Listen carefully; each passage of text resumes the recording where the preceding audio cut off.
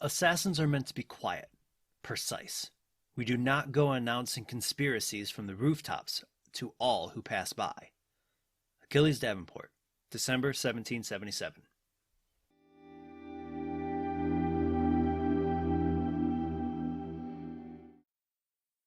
Hello, I'm Andrew, and I want to welcome you to Visions of the Past, a podcast all about the lore of Assassin's Creed. This is episode 92, and today we're going to talk about something that we mention at the end of every single podcast, the Assassin's Creed.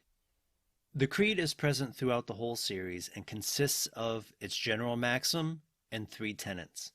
Because of how often it's present in the series, it's not something that is best described by going through each point in history where they are spoken about or appear. After we discuss the maxim and the tenets of the Creed, we're also going to get into the ironies of the Creed. The first thing we have to talk about is the maxim of the Assassin Brotherhood. Nothing is true. Everything is permitted. A phrase which was paraphrased from the 1938 historical fiction novel Alamut by Vladimir Bartol about Hassan Isaba, the founder of the Nizari Ismaili state and the historical Hassassin, which served as an inspiration for the first Assassin's Creed story. Phrased in the novel as, "Nothing is an absolute reality, all is permitted," it was the highest truth of the Ismaili. But what does it mean for the series itself? While it might seem that it's a sentence used in the series to give the assassins the authority to do what they please, it goes deeper than that. This kind of thought process is best shown by Edward Kenway before he was inducted into the Order of Assassins. He was told the maxim by Mary Read and was told that it was the world's only certainty.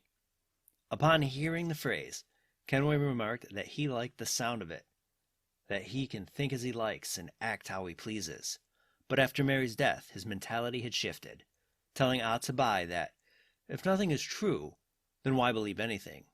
And if everything is permitted, why not chase every desire?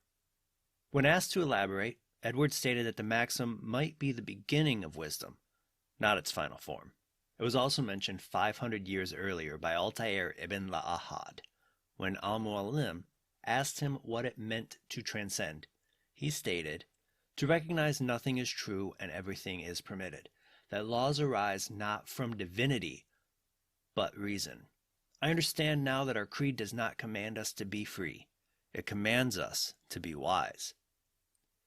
Overall, though, it was best summed up by Ezio Auditore in a conversation that he had with his future wife, Sophia Sartor, when he said, "To say nothing is true is to realize that the foundations of society are fragile and that we must be the shepherds of our own civilization.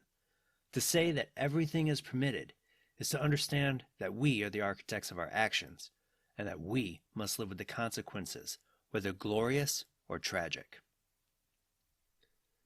The maxim would be nothing without its 3 tenets, though. But what are they? The 3 tenets are as follows. 1.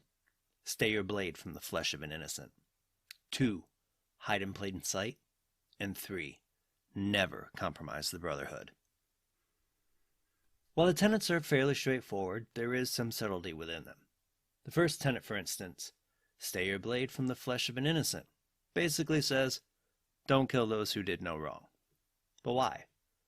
What if you let someone live who could rat you out, as Altair worried about when he was in Solomon's Temple in 1191? Killing this innocent man not only left a body to be discovered, possibly causing others to spread the news of an assassin, along with the chaos of a random body.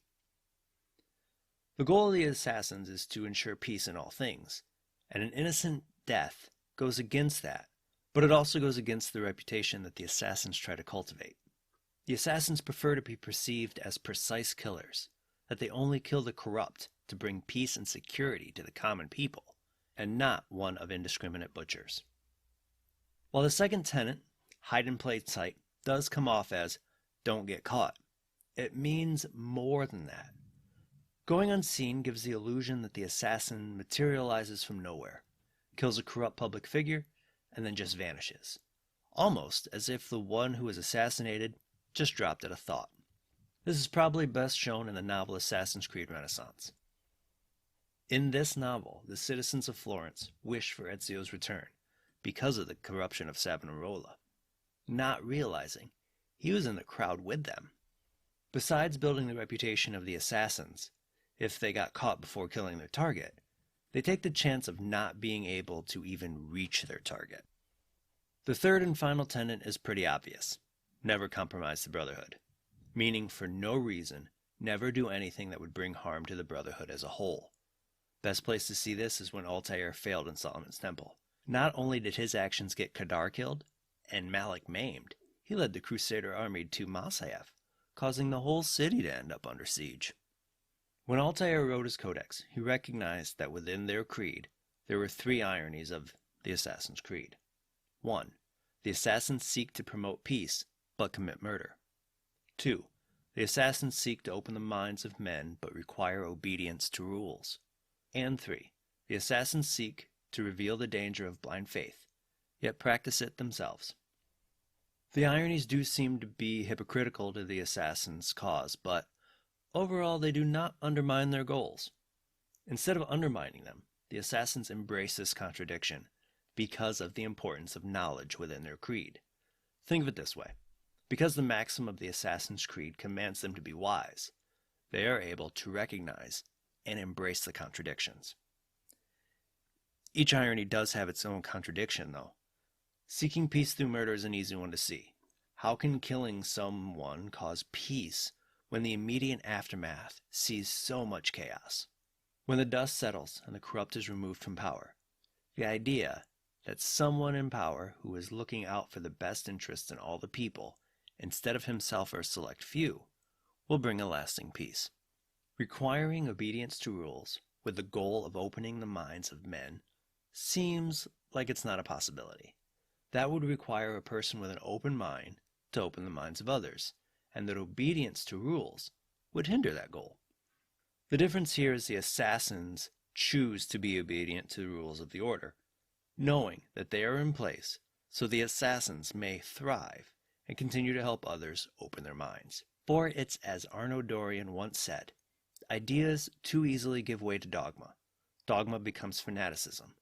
Only we can decide whether the road we walk carries too high a toll. All that we do, all that we are, begins and ends with ourselves. The final contradiction is how can one reveal the danger of blind faith, yet practice it themselves? This contradiction is not exactly how it seems, though. The assassins are asked to put their faith in their leadership and within the creed, but to also reveal the dangers of what blind faith can do. There are instances where assassin leadership was drastically changed because they stopped adhering to the creed, which calls for a wisdom in their followers and not blind faith in someone. Take, for example, Altair's assassination of Al-Mu'allim after the end of his hunt for the Nine. He found out that Al-Mu'allim was corrupted and no longer followed the creed, took it upon himself to remove him from leadership, and started to reform the order to be more knowledgeable for themselves and not rely on the faith of any one person or thing. And it's the faith and knowledge that leads them to point out issues with blind faith. Just because the creed requires the assassins to be wise does not mean that there are not repercussions for breaking its tenets. Time and time again, we see the breaker of any of the tenets executed, and usually it's a public affair. We see this most notably after Altair's failure in Solomon's Temple, where Al-Mu'allim publicly stabbed him. Instead of killing his body, though, he killed his reputation and sent him on the hunt for the Nine to redeem himself. We also see it after Perotto Caldron revealed his love for Lucrezia Borgia and their son Giovanni, along with the fact that he was an undercover assassin. This act in 1489 led the Brotherhood to hunt him down and eventually assassinate him. There are some instances, though, where the breaking of the tenets did not result in death. In 1511, one of Ezio's Ottoman apprentices broke the first tenet by rashly assassinating a cleric instead of Cyril of Rhodes, but instead of his death, Ezio required him to reflect on his mistake so it wouldn't happen again the next time they went after Cyril. Another major instance was in 1793, after Arno Dorian repeatedly assassinated targets without consulting the council, possibly compromising the Brotherhood. But they chose to exile him instead of taking his life. While the tenets of the creed are pretty cut and dry, its maxim and ironies are more open to philosophical debate and allows for the assassin to think for themselves, which is really what the assassin brotherhood really is about and what they attempt to bring to the people. Without the creed, the assassins would be nothing but a group of people that want to do nothing but sow chaos and destroy the world. But with the creed at the center of the brotherhood, they stand for something more than just wanton murder. But what do you think about the Assassin's Creed and its ironies? Let me know over on Twitter at visions_AC. Thank you for joining me today. Be sure to tune in every Tuesday for new episodes. If you love stories about Assassin's Creed lore, please tell your friends and follow this podcast on Apple Podcasts, Spotify, or your favorite podcasting platform. Want to support this podcast and help provide new episodes? I'd love for you to buy me a cup of coffee at bit.ly/visionscoffee. If you have any questions about Assassin's Creed or topics that you'd like me to cover, please feel free to hit me up on Twitter and Instagram at visions_AC, or you can check out my brand new TikTok at Visions of the Past Podcast, and you can find those links in the show notes below. Until next time, my assassin friends, make sure to follow the creed, and to those Templars listening, may the Father of Understanding guide you.